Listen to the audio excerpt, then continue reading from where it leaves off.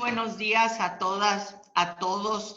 Hoy vamos a tener por la tarde pues la última sesión de la comisión permanente, que va a ser una sesión en mucho de trámite, en donde las comisiones van a brindar su informe, la presidenta de la permanente también, y los grupos parlamentarios presentarán un balance por cada grupo parlamentario de lo que a su juicio han sido los trabajos de esta comisión permanente. Por lo que hace al Grupo Parlamentario de Acción Nacional, nosotros consideramos que, bueno, si bien nada a nuestro juicio sustituye a las sesiones presenciales, pudimos llevar a cabo sesiones a distancia que nos permitieron el no interrumpir el trabajo legislativo, y aunque de manera limitada pudimos trabajar en condiciones pues de certeza, de orden, de respeto entre todos los integrantes de la permanente. Nos fuimos a un primer periodo extraordinario en donde se aprobaron las leyes reglamentarias del TEMEC, que tuvieron por objeto brindar a la sociedad justo la certeza, la certidumbre, la confiabilidad para el crecimiento económico, para la generación de empleos, que es lo que el país estaba requiriendo. Sin embargo, y hay que decirlo objetivamente, creo que en el trabajo de esta permanente, a pesar de haber tenido, en el caso del Senado, 2 periodos extraordinarios, quedamos muy lejos de cumplir con las expectativas de la población, ya que en los periodos extraordinarios convocados no se atendieron aquellos temas, aquellos problemas realmente urgentes para la ciudadanía, como es el tema de salud, el brindar al personal de salud, el equipo, las prestaciones, las garantías, el número de pruebas suficientes, equipo para atención médica, el caso de los niños con cáncer, cuyos padres han estado insistentemente a lo largo, desde el año pasado, de un año, señalando que hay un desabasto de medicamentos y que este continúa. El apoyo a las familias que han perdido su fuente de ingresos, bien sean trabajadores formales o informales, el apoyo que tendríamos que haber buscado para las micro, pequeñas y medianas empresas que brindan trabajo al 80% de la población, y que era importante apoyarlas para que conservaran la fuente de trabajo y ahora incluso para que estén en condiciones de reactivarse.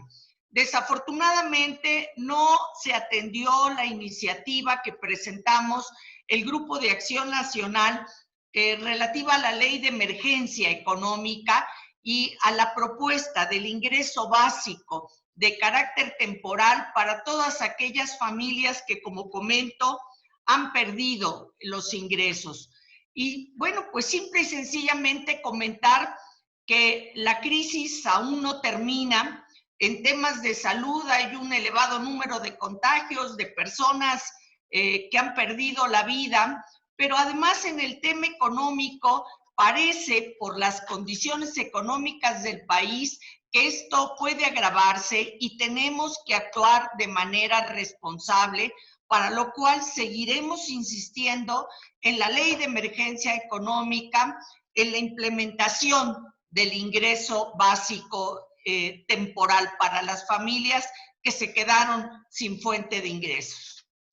En principio sería todo, y Josefina Salazar, la diputada, trae la parte complementaria de este balance. Gracias, senadora. Diputada Salazar, por favor. Claro que sí, muy buenos días. Muchísimas gracias a todos que nos han estado acompañando en estas ruedas de prensa durante este periodo que ha estado en la comisión permanente. Y decirles que, pues bueno, ciertamente el día de hoy terminan los trabajos de la comisión y que en el balance general que hemos realizado ha quedado claro que los tiempos que vivimos reclamaban un esfuerzo mucho mayor de concentración y de concertación dentro del Congreso de la Unión en un acto de mucho patriotismo político y de una de definición clara y ética resuelta hacia el bien común. Lamentablemente no logramos la mayoría de los consensos con la fracción mayoritaria que está ahora en ambas cámaras y que pues bueno, lamentablemente vemos cómo se han dejado algunos temas ante la insensibilidad de construir soluciones que nos incluyan a todos y que respondan realmente a las necesidades de los distintos grupos de la sociedad. Tristemente vemos cómo el partido oficial, tanto en el Poder Legislativo como en el Poder Ejecutivo, a los mexicanos que sufren ni los ven ni los oyen tampoco. En la Comisión Permanente tuvimos la valiosísima oportunidad de ver realmente por las familias mexicanas, de servir a México y de velar por quienes han padecido la pandemia, la crisis económica o la violencia a lo largo y ancho del país. Y sin embargo, no pudimos atender estos temas de manera puntual y precisa. Y el funeste escenario que nosotros estamos viviendo no mereció a quienes están ahora en el gobierno atender las innumerables iniciativas o proposiciones que se concentraron en lo fundamental, y todo pareciera indicar que es por el pavor de que en estas situaciones pues se afectara a la imagen del presidente. Y lo quiero comentar también que como fracción del Partido Acción Nacional, nosotros hemos estado siempre en la mejor tesitura de poder hacer construcciones de acuerdos. Tan es así que dentro del balance que se hizo dentro de la Comisión Permanente, pues llegamos al acuerdo de hacer sesiones extraordinarias, 3 de ellas que llevaron trabajos a la convocatoria para que sesionara el Pleno de la Cámara de Diputados.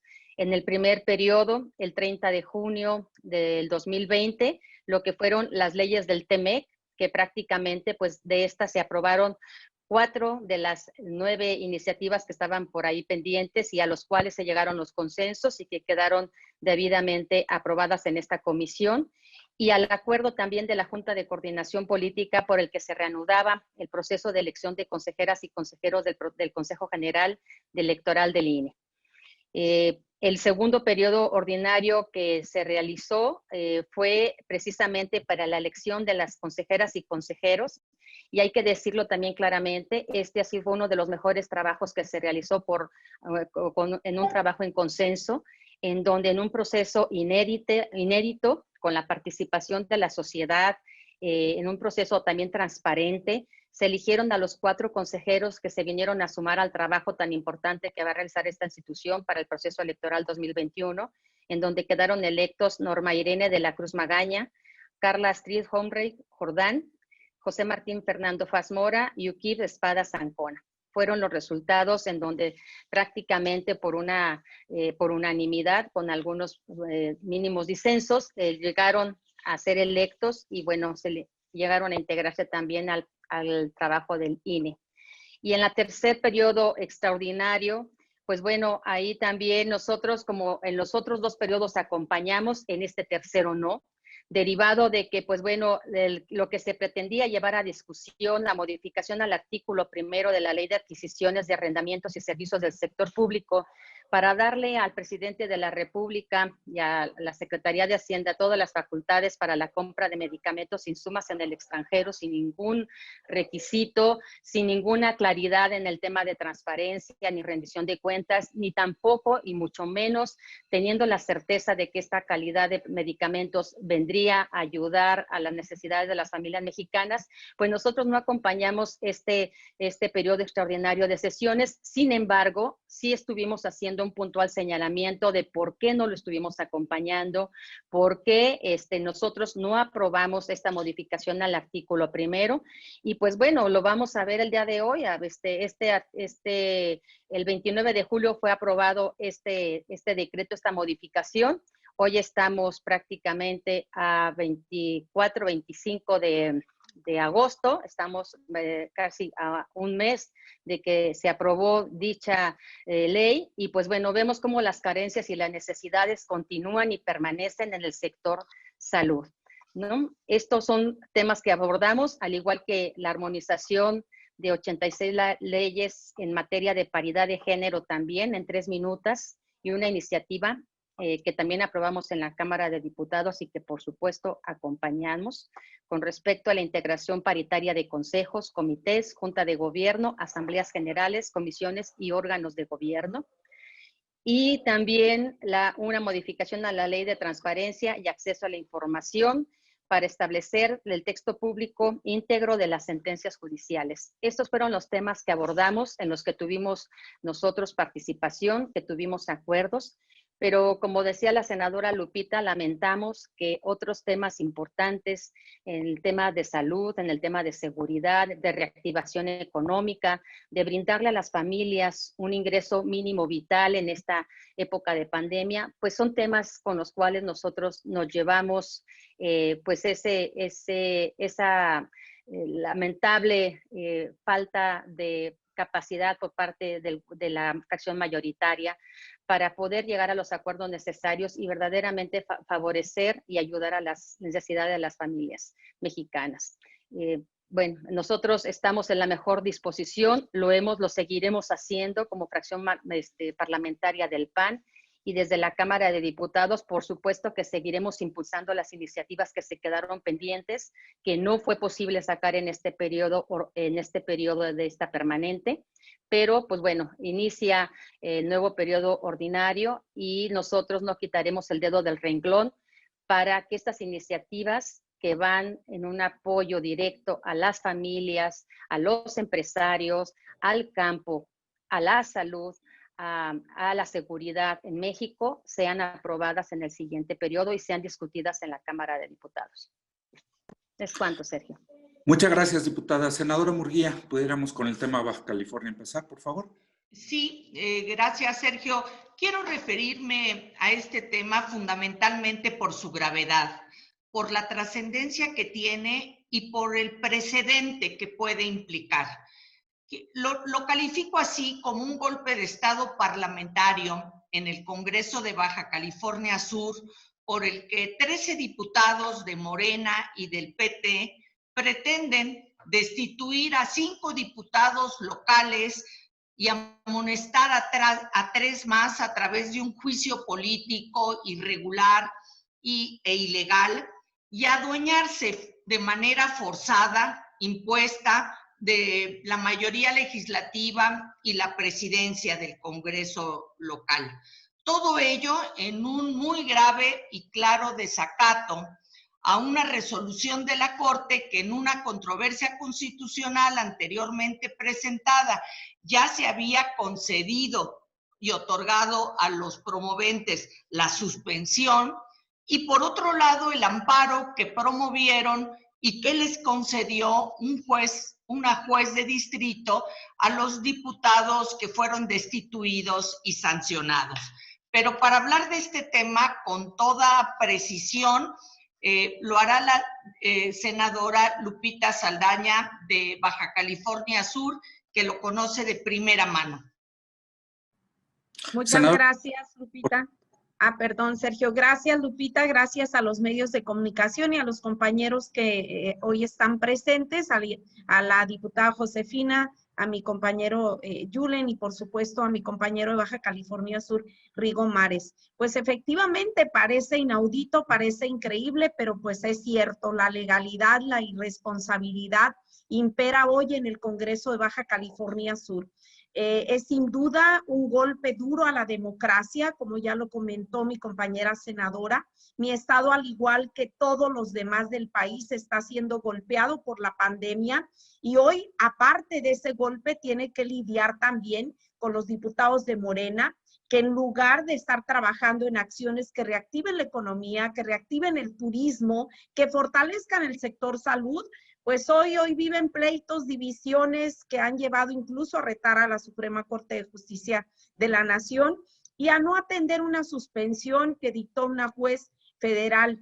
Y bueno, pues luego de meses de una pugna al margen de la ley, nutrida de intereses personales, de rabietas que seguramente en medios han seguido a algunos de ustedes, en medio de descalificaciones, El Congreso del Estado en sesión virtual el pasado 22 de agosto hizo lo increíble, destituyó nuevamente a 5 legisladores y amonestó a 3 más, quienes son la incómoda oposición para los morenistas. Se pone de manifiesto una actuación ilegal perpetrada justo por quienes tienen como principal tarea observar el cumplimiento de la ley. Pues ese cumplimiento de la ley es letra muerta para estas 13 personas que sin ningún rubor, bajo el argumento de ser mayoría, violan las leyes y amanecen con la ocurrencia de destituir a quienes les son incómodos para lograr pues sus objetivos que creo que están muy lejanos de lo que la sociedad persigue, la sociedad quiere. Hace apenas unos meses el Congreso de la entidad vecina, Baja California, vivía una situación increíble para nosotros de ilegalidad. Yo no pensé que llegara a mi estado y me pregunto, ¿quién sigue? ¿Quién sigue después de Baja California Sur ante estas ocurrencias, ante estas acciones que nos parecen pues increíbles y fuera de la realidad?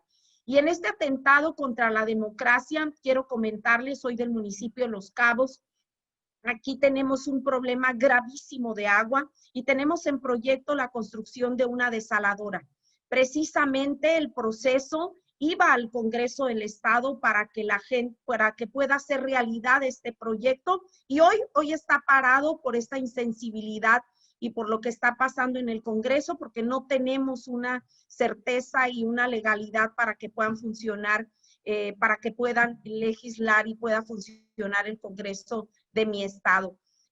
Concluiría diciendo basta de ocurrencias, basta de atropellar la ley. No se puede y no se debe sentar un precedente como el que hoy está sucediendo de tal magnitud. No se debe abrir la puerta para que esto se convierta en una práctica común. Yo llamo a la cordura, llamo a la sensatez, llamo a la sensibilidad de los diputados de Morena para que pues ya se pongan a trabajar, para que terminen con estos pleitos y le den a la sociedad lo que está pidiendo: trabajo, atención, que resuelvan sus problemas que hoy se viven.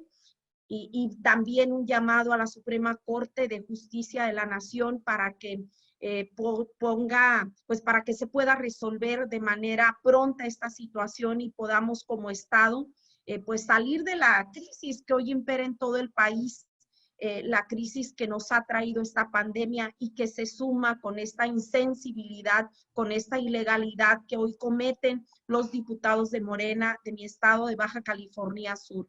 Y pues voy a dar la palabra a mi compañero diputado, también por el Partido Acción Nacional, el compañero Rigo Mares, que es de mi entidad también. Adelante, diputado, por favor.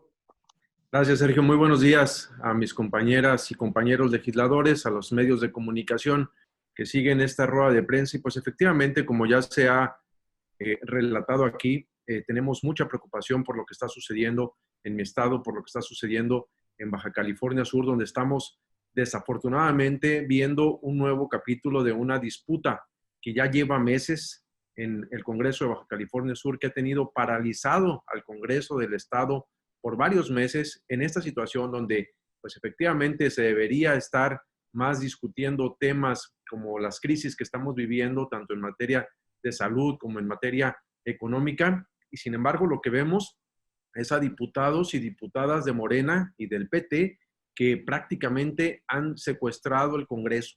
Lo han convertido en un poder espurio que viola la ley y desafía el mandato de autoridades judiciales como resoluciones de la Suprema Corte de Justicia de la Nación y de una juez de distrito de Baja California Sur. Por lo tanto, por supuesto que levantamos una enérgica protesta por este atropello realizado el pasado sábado por la mayoría de Morena en el Congreso local al destituir y amonestar a diputados del PAN, PRI, PRD, PES y Partido Humanista.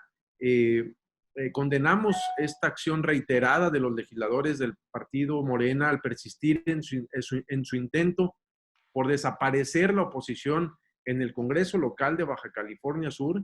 Y lo que quieren, pues es claro, es tener la vía libre para la aprobación de leyes y reformas a su antojo, y esto por supuesto que nos parece gravísimo porque es un atentado contra la democracia. Advertimos pues un riesgo de que a nivel nacional estos hechos pretendan replicarse en otras entidades en las que Morena tenga mayoría para de una manera burda e ilegal, como lo están haciendo en Baja California Sur, eliminar a los diputados de las fracciones de oposición simplemente porque les son incómodo. Y hacer de esto una práctica común implicaría, por supuesto, un golpe a los principios de representación proporcional, en una palabra, de la democracia en nuestro país al más puro estilo autoritario de regímenes tiránicos. Entonces expresamos pues nuestra preocupación por lo que está sucediendo en Baja California Sur.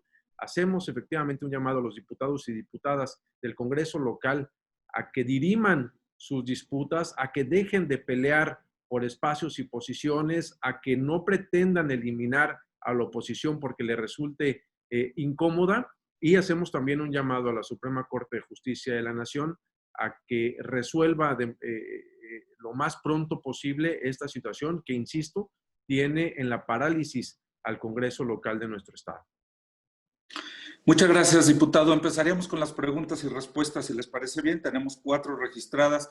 Israel Aldave nos pregunta, para las senadoras y senadores, si ante la fotografía en la que aparece el senador Eduardo Ramírez con el hermano del presidente de la República, Pío López Obrador, y David León Romero en una reunión privada, aún apoyarán al legislador por el estado de Chiapas para que sea el presidente de la Cámara Alta, tal como lo anunció el coordinador del grupo parlamentario.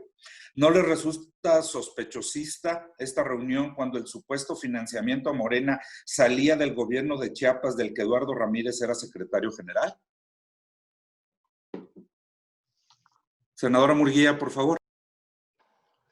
No, pues básicamente comentar que la integración de la mesa directiva se hace a propuesta de cada uno de los grupos parlamentarios. Cada uno de los grupos parlamentarios propone al senador que va a representarlo para la mesa directiva y se somete a votación del Pleno del Senado por mayoría. En principio sabemos que, bueno, pues tendrá que pronunciarse el grupo de Morena respecto de su propuesta para presidir la mesa directiva y ya corresponderá al Pleno del propio Senado aprobar pues la integración que se conforme. Muchas gracias, senadora. Alejandro Páez nos pregunta, en vísperas del segundo informe de gobierno de AMLO, ¿cuál es su balance en materia de combate a la pobreza e inseguridad? Senador Rementería. Yo diría que hay que dividirlo en 5 grandes temas. Hay muchos más, pero me parece que el resultado podría ser este. Exactamente este es el resultado de estas 20 meses o 24 meses de gestión que vamos a tener. Miren, en economía tenemos ya el informe que saca el INEGI precisamente el día de hoy, casualmente, y bueno, tenemos un menos 18.7% en el crecimiento de la economía. Yo no sé cómo vaya el índice de felicidad, que es el que quiere poner ahora el presidente, pero estoy seguro que tampoco irá muy bien. Me parece a mí que ahí hay que decir que se ha hecho muy mal las cosas. No es un tema de la pandemia, no es un tema de la pandemia, tiene que ver con lo que ha hecho este gobierno, con lo que ha hecho mal este gobierno a partir de que inició su gestión, destruyendo las posibilidades de generación de empleos, de la creación de más inversión, que pudiera ser desde luego nacional, extranjera, con ello impulsar la inversión pública, y lo ha desestimado. Y en la pandemia lo que ha hecho es simplemente atacar muy mal la emergencia sanitaria y por supuesto la económica, en donde no ha atendido los reclamos que se han venido haciendo de nuestro grupo parlamentario del PAN y de otros también que se han sumado desde el inicio de este desastre, donde se dijo hay que generar un ingreso básico universal, un ingreso básico vital, para que la gente pueda quedarse en su casa, contener la caída de la economía y, por supuesto, ayudar a la emergencia sanitaria. Eso no se ha logrado. En salud, pues los resultados que les puedo decir, lo mismo,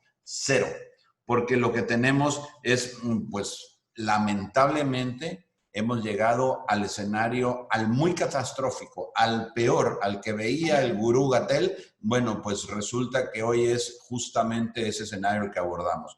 Y no es culpa de nadie. A ver, los muertos, no le echen la culpa a la pandemia. Claro que tiene que ver la enfermedad, claro que tiene que ver la infección que tiene mucha gente, más de 500,000 de personas en nuestro país, pero lo que sobre todo tiene que ver es que no hubo pruebas a tiempo, no hubo la atención médica adecuada, no se implementaron medidas, digamos que de prevención como el uso de cubrebocas. Y eso tiene que ver con lo que el gobierno ha venido haciendo y todavía insiste en hacer, a pesar de las múltiples muestras científicas, todas ellas en donde se dice que sí funciona el cubrebocas.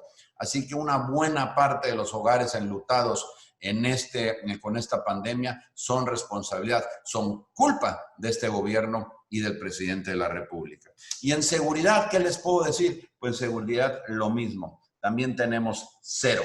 El resultado es cero. ¿Por qué? Porque tenemos más decesos que nunca. La violencia está incontrolada. No tiene nada que ver con lo del pasado. Pidieron una Guardia Nacional, ofrecieron desde campaña que se iba a resolver de inmediato, luego que en 6 meses, luego con la Guardia Nacional. Y ninguna de las estrategias, bueno, si es que hay alguna, ha funcionado. Lo que tenemos es un verdadero desastre en materia de seguridad.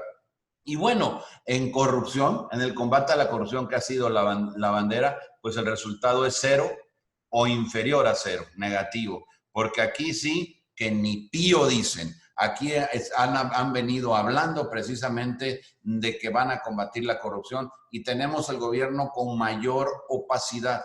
Los contratos se entregan en un porcentaje que rebasa el 80% por la vía de adjudicación directa. No tenemos claridad en lo que se hace en el gobierno federal. No se sabe a quién se le compra, a qué precio se le compra. Se acaba de aprobar con el voto en contra del PAN precisamente una ley que permite ahora la compra de medicinas en el extranjero. Por cierto, aquella empresa que se creó para hacer esto, bueno, pues iba a estar a cargo de la persona que precisamente aparece en los videos implicada con el hermano del presidente, violando la ley, que tiene que ver más con un delincuente que con un posible funcionario. Y eso, atacando la corrupción, el resultado para mí es efectivamente cero en el combate a la corrupción. Y otro tema que me parece a mí que no hay que dejar de lado, que a lo mejor no se puede medir de una forma cuantitativa, pero la legalidad. La legalidad en este país también se ha convertido en un resultado cero, igual a cero. ¿Por qué? Porque lo que tenemos es que se viola la ley de manera constante. Hay un despotismo por precisamente hacer lo que le dé la gana al presidente. No importa si es legal. Él dice que con que sea justo puede no ser legal, pero que entonces se tiene que hacer. Eso es absolutamente incorrecto. No puede haber justicia si no se respeta la ley. No podemos aspirar al Estado de Derecho a partir de lo que crea el presidente, que es lo justo, lo correcto. Para eso somos un país de instituciones. Ya entendemos ahora aquellas frases cuando decía al diablo las instituciones. Parece que hoy se expresan con toda claridad precisamente en sus acciones y eso no debemos de permitirlo. En resumen, me parece que México vive una desgracia económica, una desgracia sanitaria y una todavía peor desgracia política gracias a este régimen fallido que tenemos actualmente. Muchas gracias. Muchas gracias, senador Rementería. La senadora Murguía tuvo que atender un compromiso, pero se acaban de incorporar. Todavía sigue aquí con nosotros. Gracias, senadora. Se acaban de incorporar el coordinador Romero Hicks y el diputado Héctor Jaime Ramírez Barba. La siguiente pregunta sería para Leti Robles de la Rosa. Leti, estás conectada, ¿verdad? ¿Qué tal? Sí, aquí estoy. Muy buenos días a todos y a todas. Son preguntas en relación al tema que se está poniendo, pues, en primer lugar desde el Ejecutivo Federal, que es la consulta para enjuiciar a los expresidentes de la República. Les quiero preguntar, como legisladores que fueron los creadores de la reforma constitucional que permite estas nuevas reglas de la consulta popular, ¿qué es lo que impera, senadores y diputados federales, para el criterio? ¿La consulta popular se aplica en el primer domingo de agosto, como ustedes aprobaron a nivel constitucional, o se aplica el día de la elección federal como viene en la ley reglamentaria de ese derecho, pero que corresponde a otra reforma constitucional que ustedes pues abrogaron. Y por la otra parte, preguntarles si sería factible hacer esa consulta, dado que la Constitución dice que no se pueden poner a consulta los derechos de las personas. Muchísimas gracias. ¿Quién nos ayude a responder? Por favor, coordinador. Primero, la ley no somete a consulta, se aplica. Y en un despotismo no ilustrado de nuestro presidente, quiere poner una cortina de humo para simular su ineptocracia frente a la atención de la crisis de la pandemia y derivadas. Hoy, el INEGI ha publicado ya el informe trimestral. La economía decrece en más de 18%. Jamás en la historia de este país habíamos tenido esa circunstancia. Por lo tanto, en el caso aludido, la pregunta es muy concreta y tenemos que reconocer que no procede esa consulta. ¿Cuáles son las excepciones para la consulta popular? Y la ley es muy clara. Y donde la ley no distingue, nosotros no podemos distinguir, y es la Carta Magna. Restricción a derechos humanos es el caso. Los principios consagrados en el artículo 40 de la Constitución de una república representativa, democrática, laica y federal, la permanencia continuada de servidores públicos en cargos de elección popular, la materia electoral, el sistema financiero, ingreso, gasto, presupuesto de egresos. Por lo tanto, no hay materia. Ahora, si se empeñaran en hacer esto, porque tienen varias vías, la primera, que sería un insulto a la investidura presidencial, es que la intente el propio presidente, una autodegradación. La segunda es simular a través de 1/3 de integrantes de las cámaras, que podrían tener los números, y sería evidentemente un error monumental de cualquiera de los legisladores acompañar esta circunstancia. Y la tercera es estimular al 2% de los ciudadanos, que serían como 1.600.000 personas, para poder atender esta circunstancia. Ya desde ayer, voces muy especializadas y calificadas nos han dicho que esto evidentemente no procede. El artículo 35 de la Constitución, cito, establece que no podrán ser objeto de consulta popular la restricción de los derechos humanos ni las garantías para su protección. Última reforma, que usted, Leti, es una estudiante muy avanzada de estos temas legislativos, se aprobó en 2019. Y como algunos han señalado, someter a consulta si se debe juzgar a una persona no procede. Afecta la presunción de inocencia, afecta la violentación del debido proceso, afecta los costos, y nosotros interpretamos que la fecha, cuando pudiera organizarse, en su caso, y en este no aplica, sería el primer domingo de agosto. Hoy lo que queremos es hablar con verdad, con transparencia, con legalidad. Queremos Estado de Derecho, no Estado de chueco, como diría Gabriel Said. Tenemos que ver la elección del año próximo con la prudencia y la serenidad republicana que merece, y no contaminar los asuntos. Cada partido tendrá que tener sus plataformas, sus mejores candidatos, y que sea el elector que determine todo esto. Es evidente que la preocupación de nuestro presidente en su inmadurez es no estar en la boleta. Y nosotros creemos que lo importante es que frente a la historia esto se haga con transparencia. Cuentas claras, amistades largas con México. Lo más claro es lo más decente. No procede. La ley se aplica. no se consulta. Muchas gracias, coordinador. Rubén Feital, ¿estás conectado? Sí, estoy conectado. Adelante, por favor. Buenos días, legisladores. Buenos días, compañeros. El Diario Oficial de la Federación publicó el acuerdo del Consejo General del INE para que los partidos obtengan 7,226 millones de pesos de recursos públicos en 2021. Ese monto se repartirá entre Morena, PAN, PRI, PRD, PT, Movimiento Ciudadano y Verde Ecologista, y eventualmente 7 más que buscan su registro. En este contexto que está viviendo nuestro país por la pandemia y la situación económica, ¿ustedes considerarían en un acto de sensibilidad poner el ejemplo y renunciar a una parte o a la totalidad de esos recursos, tomando en cuenta que estos recursos pues serán utilizados para cuestiones electorales, para publicidad, pendones, gorras, playeras? ¿Ustedes estarían dispuestos a renunciar a parte o a la totalidad de estos recursos? Gracias.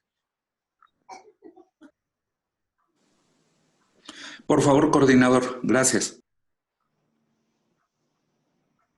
El financiamiento de las campañas está determinado por la Carta Magna, artículo 41 de la Constitución. Y estas preguntas, que siempre son valiosas, deben de enfrentarse con claridad y con racionalidad. El INE lo que hace es aplicar la Constitución, y de ahí vienen las asignaciones de los partidos. Y la ley de presupuesto y la propia Constitución establecen con claridad el sentido de responsabilidad del objeto del gasto, que no puede modificarse por capricho o por discrecionalidad.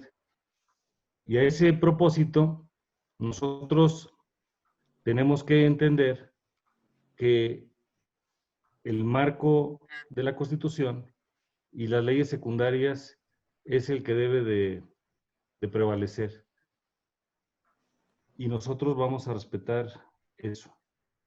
Ya si eventualmente algún partido toma otras decisiones, tendré que acudir ante la instancia correspondiente. No son decisiones que nos corresponden a nosotros ni a los propios partidos políticos. Ya lo vivimos en otra etapa en que Morena, en su simulación demagógica, dijo que iba a usar el recurso para una cosa y luego para circunstancia. No mezclemos el tema electoral, hablemos con sentido de responsabilidad. Ya en su momento, por eso la Constitución y las leyes de la vida lo correspondiente. Gracias, coordinador. Rita Cerón nos pregunta, senadoras y senadores, preguntarles si su bancada tiene el compromiso de avanzar con la reforma del Poder Judicial y la regulación de la marihuana con fines recreativos, y si esto realmente llevará a la pacificación del país. Senador Rementería o... Pues yo diría que en este asunto la pacificación del país no tiene que ver con la legalización de una sustancia. Lo que tiene que ver es con el establecer una estrategia que pudiera permitir asegurarnos que vayan a la baja los delitos, sobre todo los de alto impacto, y que pudiera haber un combate frontal a la delincuencia organizada, cosa que lamentablemente hasta ahora no se tiene. Lo decíamos hace un momento, el presidente dijo primero que iba a acabar con la inseguridad de una manera casi inmediata al llegar a la presidencia. Esto fue cuando fue candidato. Luego, llegando a la presidencia, pidió un término de 6 meses o algo así. Después llamó a que se constituyera la Guardia Nacional. Con un acuerdo, diría yo, histórico, se logró hacer para que pudiera conseguirse 2 cosas. Que pudiéramos tener el elemento que el presidente decía que necesitaba para combatir la inseguridad y pacificar al país. Y segundo, para que hubiera una ruta del actuar de las Fuerzas Armadas permanentes, pues de una forma clara, que fuera precisamente establecida en la ley y que tuviera también una temporalidad definida y que pudiera pues, ser esta acción en materia de seguridad pública que no corresponde estrictamente a la Fuerza Armada Permanente, que pudiera precisamente participar de una forma ordenada con las reformas a la Constitución. Todo esto se dio, todo esto se construyó y lamentablemente lo que falta es una estrategia. Vemos que el número de muertos pues sigue siendo un índice muy alto, creciendo cada día más. No tiene nada que ver con lo que pasó en el sexenio anterior, mucho menos con lo que pasó en el anterior a ese. Entonces, de lo que estamos hablando, si lo que queremos pacificar al país no tiene que ver con legalizar una sustancia. Esa sería materia de una discusión muy amplia en la que, por supuesto, hay opiniones de todo tipo que hay que respetar, pero que habría que dar todavía un debate muy largo, muy extenso, para ver si solamente eso es lo que hay que hacer, que no tiene, para mí, para mi gusto, no tiene que ver con la posibilidad de alcanzar la paz vía la legalización. Sobre la reforma... Sergio, perdón, adelante. más para dar otro ángulo, ya que mencionó el senador Rementería. O sea, en el caso de la marihuana, sin duda que eso no va a causar ningún tipo de paz. O sea, eso es un invento ahí marciano. Lo que sí se ha evidenciado con el tema de la seguridad es que si no han sido capaces en 633 días de regular algo que ya estaba aprobado y que significa que la COFEPRIS pudiera decir qué productos de la marihuana, de la cannabis medicinal se tendrían que poner al mercado, pues llevamos entre 633 días sin que muchos mexicanos que pudieran tener una opción a un producto alopático manejado con la cannabis se estuvieran atendiendo hoy en México. De hecho, el último intento hace un mes lo metieron a la COFEMER y la COFEMER se regresó. O sea, no tienen capacidad para hacer las cosas. Si no regulan la marihuana medicinal, que es tan simple de regular, pues ya me imagino ahora con el Instituto de la Mota definiendo todas las características que vienen en esta iniciativa que está ahí en el Senado varada, pensando en que regulando eso se va a tener mucho control. La verdad es que va a ser un desorden impresionante y hay mucho riesgo para los adolescentes si esta marihuana se utiliza para tipo lúdico. O sea, me parece que ojalá tuviera tan siquiera la capacidad hoy de poder tener ya marihuana medicinal o todos los derivados químicos para atender a los pacientes que tienen algunos problemas que sí pueden ser bien manejados por la cannabis y por sus derivados químicos potentes. Muchas gracias, diputado. Tiene la palabra Félix Muñiz. Félix, ¿estás conectado?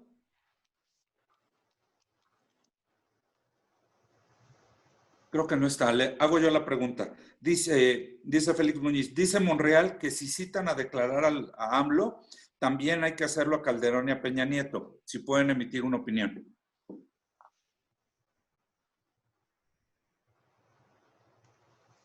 ¿Quién desee? A mí me parece. Adelante. Lupita, si quieres, creo que levantó la mano también Lupita Saldaña. Sí. Gracias, Yule. Pues muy breve, nada más lo que hemos dicho en el Partido Acción Nacional, que se aplique la ley, que se sigan los protocolos y que se aplique la ley, pero que se deje de jugar con esta telenovela con el pueblo de México, que se atiendan los problemas que importan ahorita al pueblo de México, que es la pandemia y la crisis que está ocasionando económica, de salud, y que los temas de corrupción, los temas en donde se tiene que combatir la corrupción se lleven a cabo en donde se tienen que llevar, no en las mañaneras, no en el ejercicio del Poder Ejecutivo, que debería de estarse dedicando en un 100% a sacar de esta crisis en este país, a ver cómo nuestros niños que están en las comunidades más marginadas pueden tener acceso a educación con esta nueva modalidad. Es lastimoso que el presidente y el gobierno federal metan al pueblo de México en esta telenovela que debería de estarse dirimiendo en las áreas indicadas para eso. Nosotros estamos a favor de que se aplique la ley, a favor de que se lleven a cabo los procesos, todos, pero sí que no se juegue con esos temas para dejarse de atender lo urgente y lo que necesita este país. Gracias, senadora. Claudia Flores Barreto, ¿estás conectada, Claudia? Sí, ¿qué tal? Buenos días a todos. Solo preguntarle su opinión sobre dos asuntos. Uno tiene que ver con pues este anuncio que se hace, que es muy posible que haya una alianza prácticamente de toda la oposición para competir por la Ciudad de México a futuro, y también preguntarle sobre la investigación que comentaba ayer la secretaria de Gobernación debe hacerse en torno al subsecretario.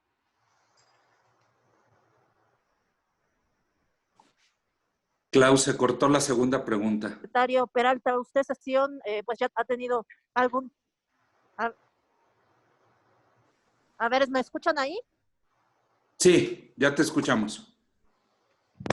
Bueno, les preguntaba que si están de acuerdo y respaldan lo que anunciaba ayer la Secretaría de Gobernación, que se investiga hasta las últimas consecuencias el asunto del diferendo entre el subsecretario Peralta con el alcalde de Tijuana, y recuerdo que también tuvo ahí algún diferendo con el gobernador de Tamaulipas. Gracias.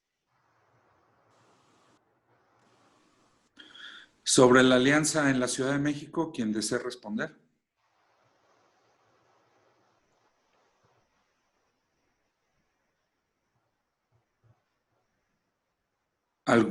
¿Quién nos puede ayudar a responder la parte de la alianza total en la Ciudad de México?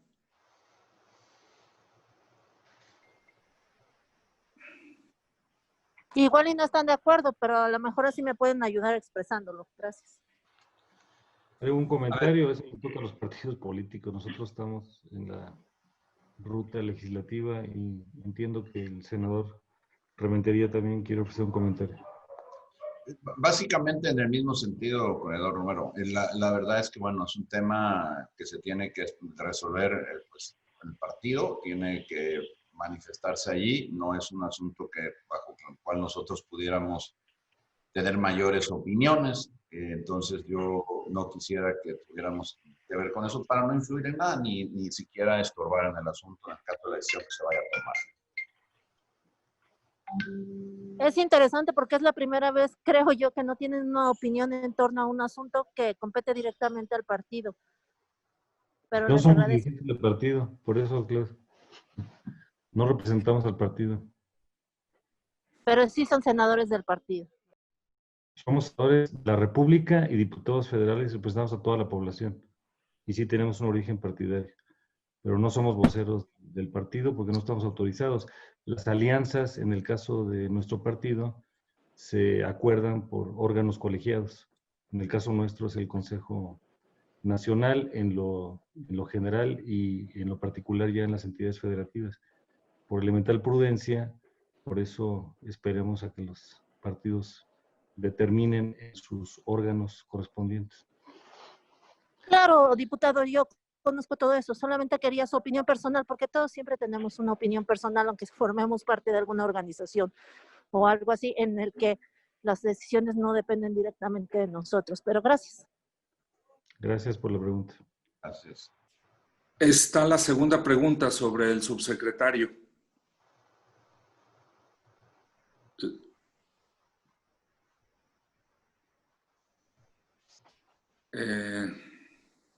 ¿Cuál es, Sergio? Perdón, ahí a lo mejor... Nos preguntaba Claudia si tenemos una opinión con la declaración de la secretaria de Gobernación de que se investigue el diferendo que hay entre el subsecretario de Gobernación y el alcalde de Tijuana. Bueno, yo creo que cualquier cosa que tenga que ver con diferencias y sobre todo entre funcionarios y a ese nivel, pues se tiene que investigar. Yo creo que eso no se puede dejar de lado. No es algo que deba desestimarse porque pues ya vemos los problemas que se están suscitando en distintas entidades en el país, particularmente en Baja California. Bueno, pues en la sur los problemas que tienen no han sido menores también lo que tienen en Baja California, específicamente en Tijuana. Yo creo que sí se debía de llegar hasta el final de esto porque hay señalamientos ahí importantes. Hay señalamientos que ameritarían una investigación por lo menos. Gracias, senador. Claudia Salazar, ¿estás conectada, Claudia? Claudia Salazar, ¿estás conectada? Sí, perdón, es que no puedo quitar el sonido. conectarme. Sí, para el diputado Romero Hicks, si me puede ayudar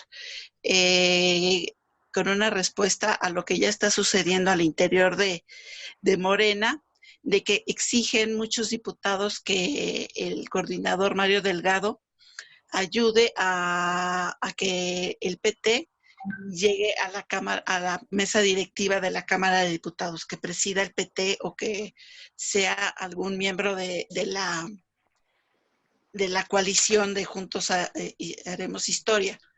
¿Qué se perfila para esto, diputado? Ya faltan pues unos días para que se elija la mesa directiva y todo parece ser que se avecina otra vez una crisis institucional por la falta de acuerdo o de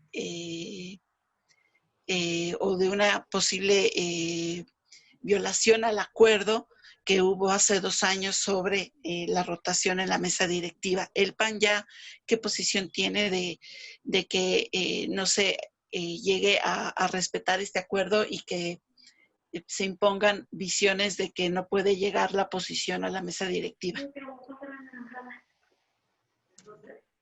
El tema se resolvió, Claudia y amigas, el 5 de septiembre del 2018. En el acuerdo fundacional de la Junta de Coordinación Política, que es del dominio público. La ley se cumple, no se consulta. Y en ese momento el pronunciamiento fue muy claro. Cito el acuerdo del 5 de septiembre.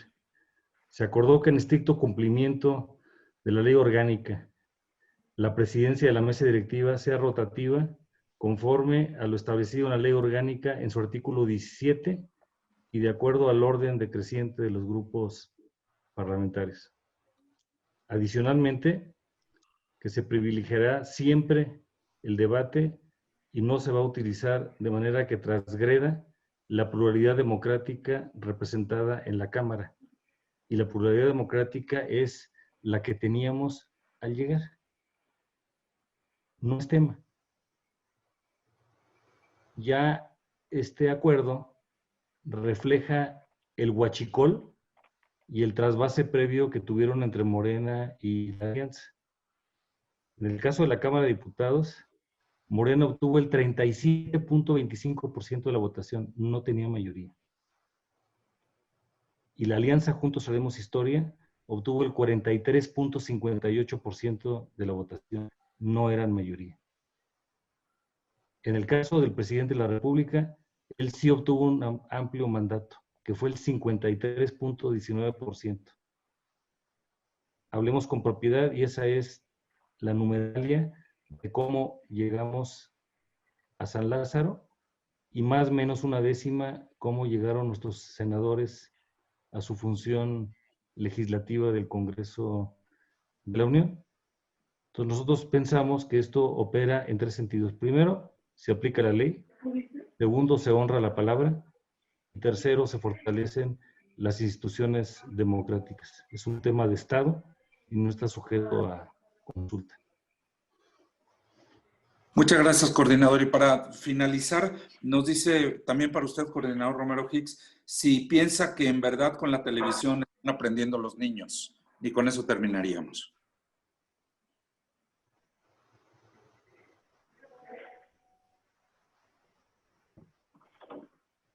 El lunes de esta semana vivimos 3 grandes escenarios que enfatizan la desigualdad y es muy triste. Después de que las clases suspendieron en algunos estados a partir del viernes 13 de marzo y en otros a partir del viernes 20 de marzo, regresaron 30 millones de educandos en 3 condiciones diferentes. Primero, los que tienen acceso a las plataformas digitales y al acompañamiento especializado. Segundo, los que están recibiendo esto vía la televisión y que no contamos con una cobertura del 100% en el país, es del 93%. Y tercero, el que más entristece, los que no regresaron, los que corremos el riesgo de perder en el camino. Nuestra posición ha sido claramente enunciada de que acompañamos a la Secretaría Federal de Educación Pública y acompañamos a las secretarías locales en esta búsqueda para poder tener las mejores condiciones. Pero también lo vemos con un gran sentido de preocupación, porque la televisión es un instrumento. Sin embargo, nada suple el acompañamiento del maestro, que hasta este momento lamentablemente está ausente, y tampoco suple el gran sentido cercano de la participación de los padres de familia. Y los retos son muy grandes, porque el padre y la madre están saliendo a trabajar y no tenemos las condiciones suficientes para el trabajo tutorial.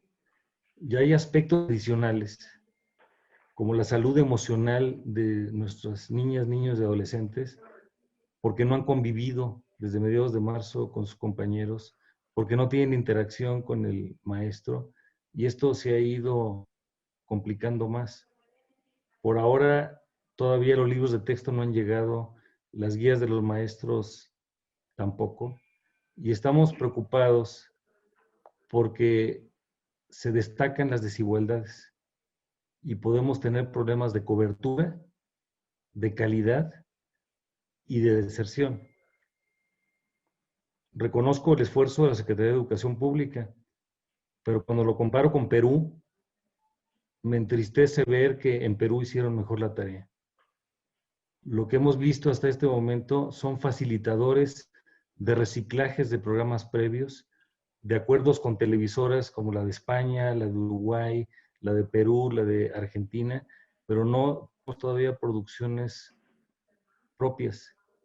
Y además, en el caso de todo esto, por la complejidad sociodemográfica, en cualquier familia que tenga más de una niña o un niño o un joven y solamente tiene una televisión, no alcanza.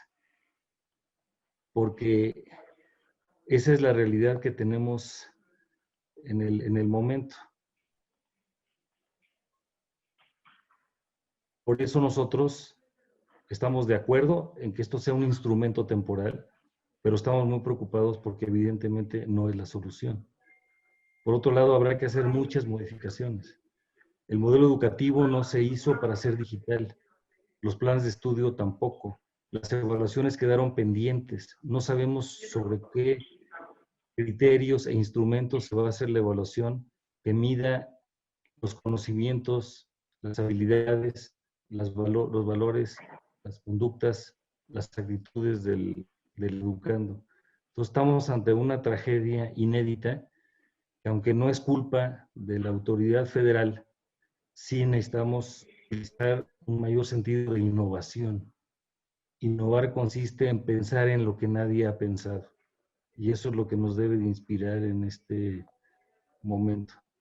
Lupita Saldaña, por ejemplo, es maestra de origen, probablemente nos pueda dar también su gran testimonio.